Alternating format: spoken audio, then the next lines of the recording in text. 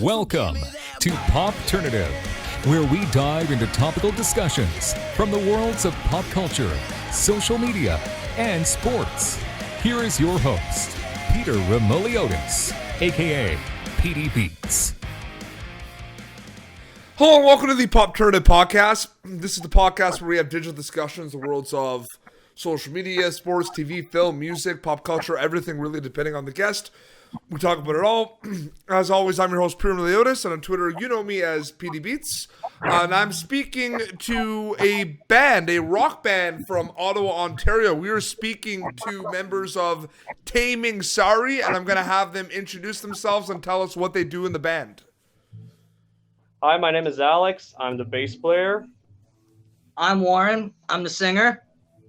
I'm Adam. I'm the drummer. I'm Danny. I'm the lead guitarist. I'm Miguel. I play guitar. Gentlemen, welcome to Popternative. Thank you so much. Warren, we'll start with you. Tell us a little bit how the band kind of started out and talk a little bit about some of the influences that Taming Sari have over the years. Ooh, okay. So this band kind of consisted of two or three bands at one point, right? And I became friends with Adam, and Adam was in a band with Danny and Mig, the two guitarists. And he invited me out to come audition, and I did. And we had a good time, and it clicked. And then Alex came along, the bass player, through a similar situation where he wanted to audition for the band, and it's worked out.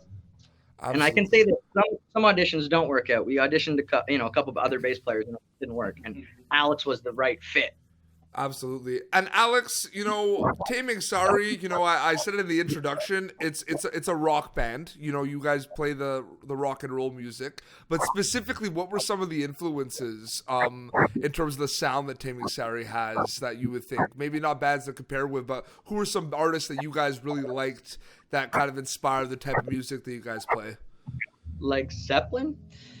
Zeppelin, the Stones, the Beatles. I'm giving you an opportunity to talk about other bands, and you're bringing up like the generic Holy Grail. You know what I mean?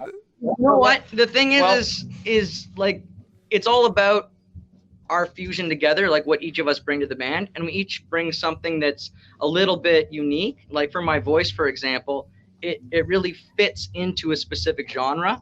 My voice doesn't really lend itself to pop songs, but it does lend itself to that Joe Cocker-esque.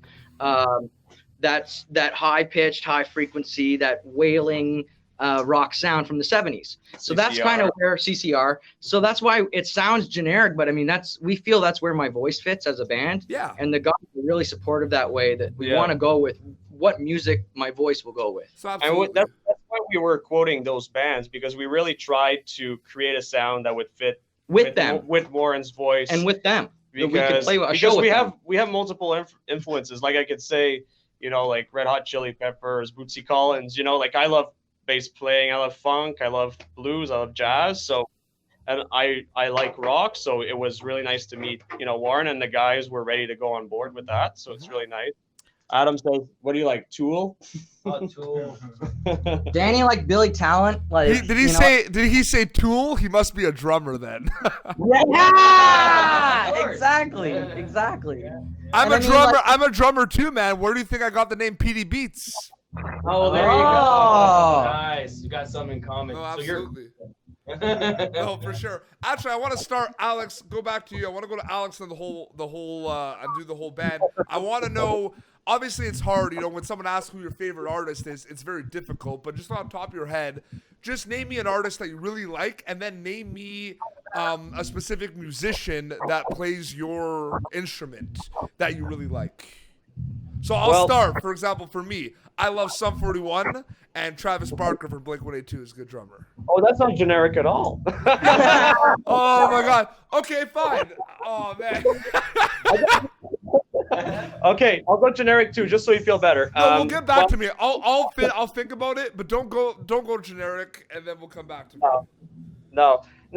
For actually, you know what? I just read a book about Flea, Acid for the Children. It's like sort of his biography from his childhood, the way he grew up in Australia and he came to Canada, and how he became a bass player. You know, listening. Alex is nothing like Flea.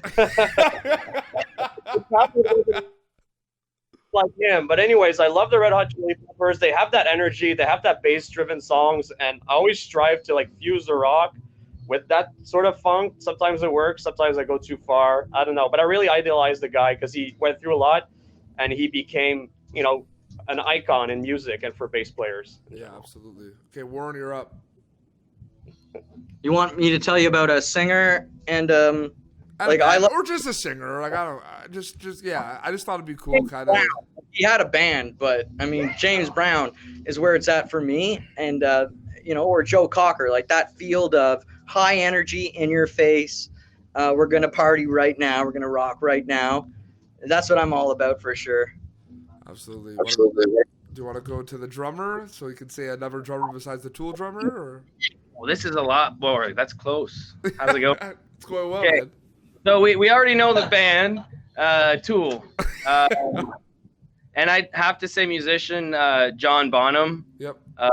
You know, like I have a very similar idea of what has to be done with the drum parts in the songs we play. So I guess like having that a good background, I guess, really helps us. So that will be my two. So Danny, he's French. Be careful. Yeah, French. Moi, je parle français aussi, mais pas pour l'entrevue, mais je parle français aussi. That's good. That's good to know. Yeah. So yeah, I pretty love Slash.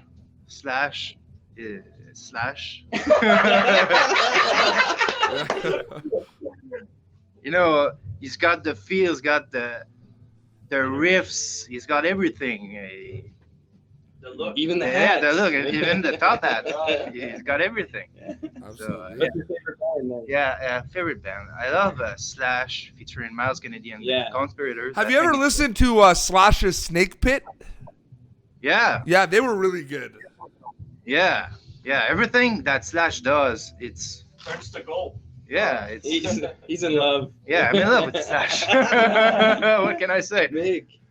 Very cool. Hey man, How's it going? for me it's really the Stones, like Keith Richard and Stevie Ray Vaughan. That guy's just amazing.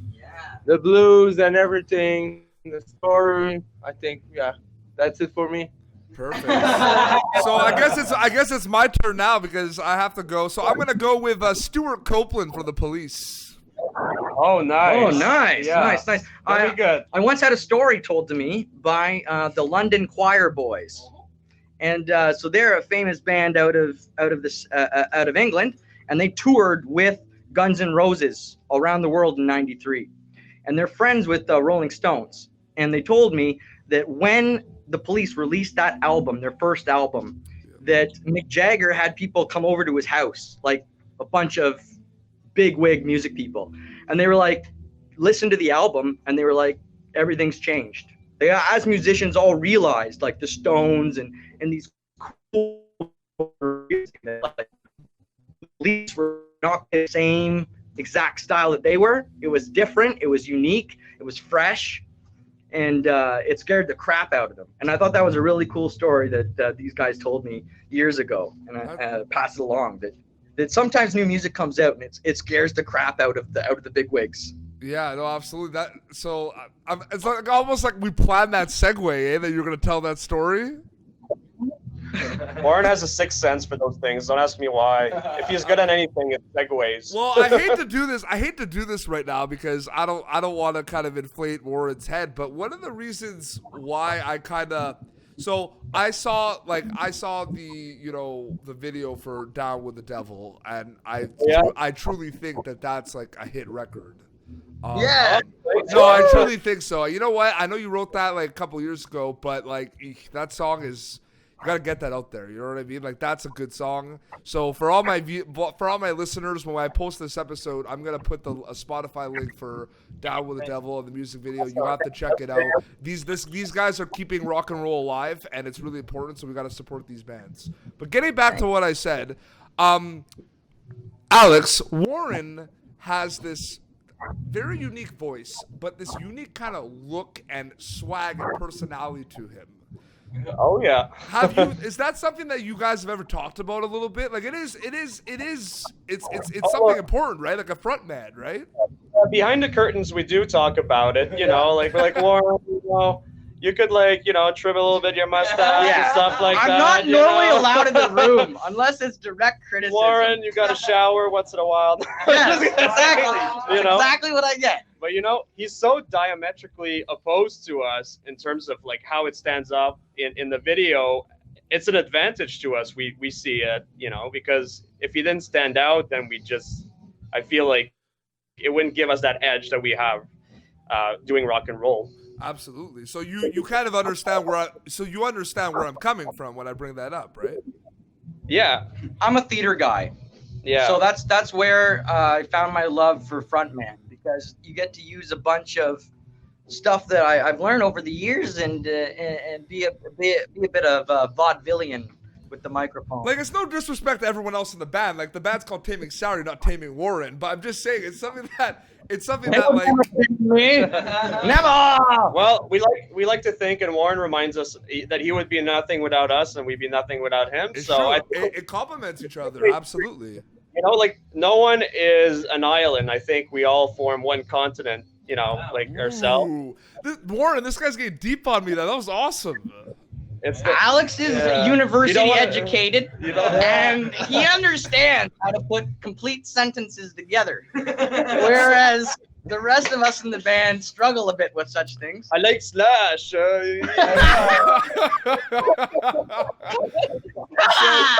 So you see, right? Like you said, I have a unique look, which is like kind of like saying I'm ugly, right? But I mean, but Miguel here, he's good. Right? You look good, he adds that. He's taller than me. He's got the and then I didn't. He's got that whole sex appeal too, right? Oh yeah, that's the daddy. He kind of, have you guys ever seen? Have you guys ever watched? Go back to him. Go back to that guitarist. The Mig, yeah. Yeah, go back to him. Do you remember the show Metalocalypse? Oh yeah. Yeah. Doesn't he look like one of the members of Metalocalypse? He does, but people think Mig and Danny look like they belong in a rock band. Yeah. So Warren, you look like you belong in a rock band, man. You do. Thanks, man. And don't let anyone tell you otherwise, all right? Yeah, don't look like Murder Face. Oh my God. I used to watch that show a lot. Like I remember when I was in, because I'm from Montreal, right? So I went to CEGEP, and our college radio station, CXS to the Edge at Dawson. It was just me and all the metal kids, and like we just listened to a lot of like Metalocalypse and Volbeat and all that stuff. I love that show. How many seasons did they do? I think it's like 2 or 3 or something. Yeah, 3. I think at least 3, but it was important. But what we're also talking about, Alex, is rock and roll is something that it's been a narrative for a while, right? Like is rock and roll alive or not? You know what I mean? Like there's not as much rock and roll being made currently as there used to be. You know what I mean? And it's interesting because my wife, she's actually reading a book right now. It's the rise and fall of the rock star, right? And this book stipulates that the rock star, died in the 90s and late 90s. And it's interesting to read that because everyone has their own perspective. But I think rock has survived and has evolved. But I don't think you're gonna see, like Jimmy Page anymore. You're just gonna see bands that are organized, that are able to deliver a good product, and they give people what they like, but also with a modern touch. I think that's what rock and roll is today. It's really hard to do rock music without bringing in the other influences. I like Billie Eilish, oh my God. You look like or I like Post Malone, right? It's like, it's ridiculous. But I like that music. I'm like everyone else. I'll listen to it. And the thing is our music is got to be different than that. Why? Because it's supposed to be like flying a flag in the face saying freedom lives here. Come, drink from the freedom pool. And if we aren't offering that up, then it's not rock and roll. It's got to be a party. It's got to be fun, and it's got to be light, but also heavy at the same time, if that makes sense. Oh, absolutely. When you guys were writing Down with the Devil, Was there a point where you were like, this is it, this is the song, like, this is a good song? Like, does that ever come to mind? Because you guys have a lot of very good songs, Wake Up Boy and other songs, but like, this is like the state. I feel like this is kind of like the essential Taming Sari song. Mig, did you know it, Mig? No, but main part of the song was made in studio, like last minute, and went just like bing bang. So basically, Bing bang. what happened is Nice. they didn't. Our producer didn't like my lyrics because my original lyrics, the verses were referencing like historical figures. Like I was referencing like Edgar Allan Poe and people like that. So Down with the Devil is very different, but the chorus was the same. Down with the devil, out with the lads. That was the same. So he just wanted me to change the verses. We did. I made it more generic. I made it fit more like about the girl cheating on the guy or that type of scenario. And it clicked together. And I think we knew it was a good song. Yeah, because when we were working on it, you know, the producer was saying like, it sounds like School of Rock. It sounds like School of Rock. And we're like, what do you mean? And then we go listen to the School of Rock song. I'm like, oh, okay, there are some resemblances.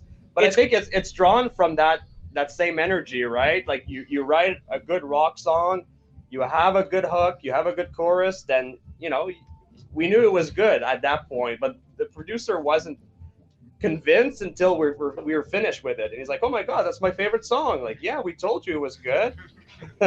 And now we're setting that as the bar. We want the songs we write now to be as good or better than that song. You know, we're using that as our measuring stick. So it's 2020. What are some goals for Taming Sari? What does Taming Sari want to accomplish in 2020?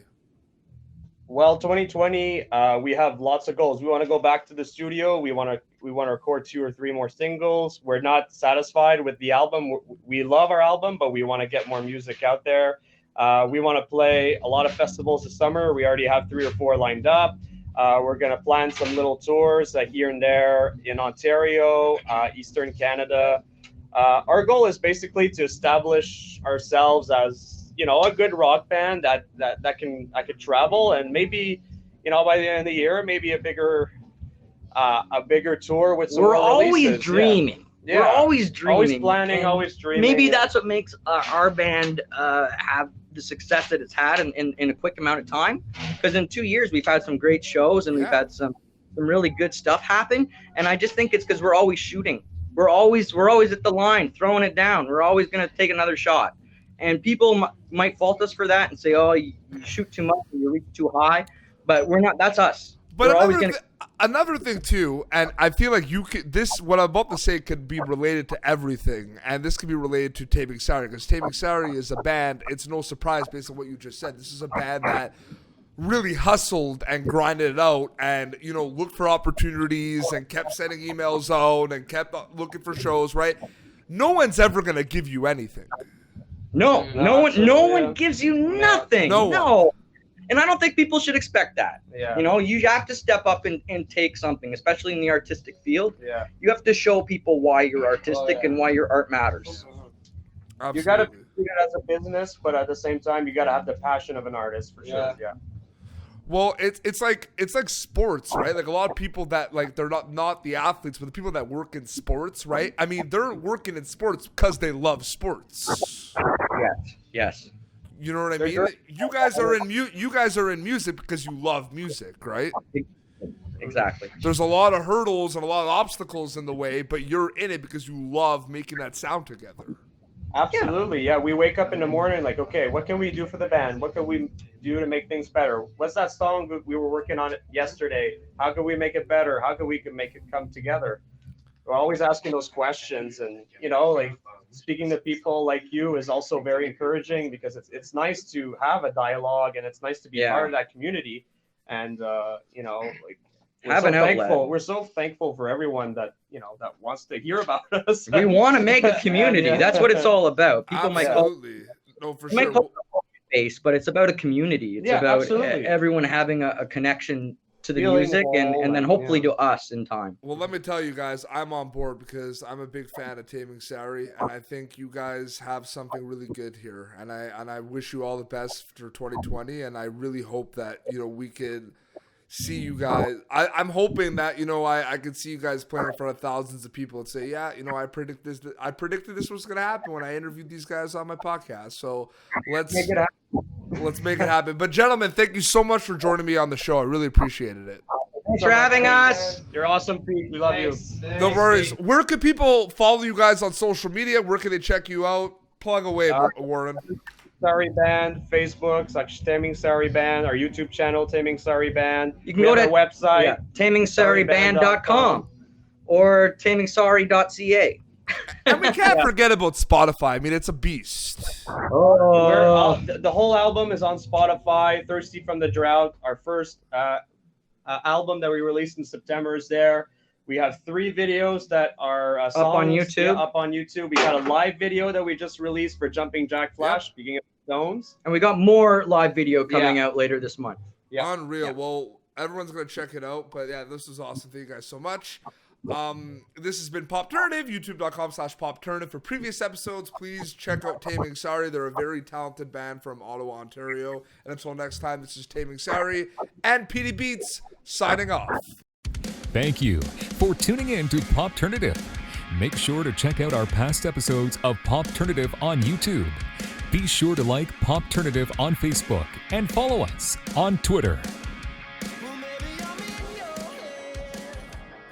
This has been an Autograph Communications production.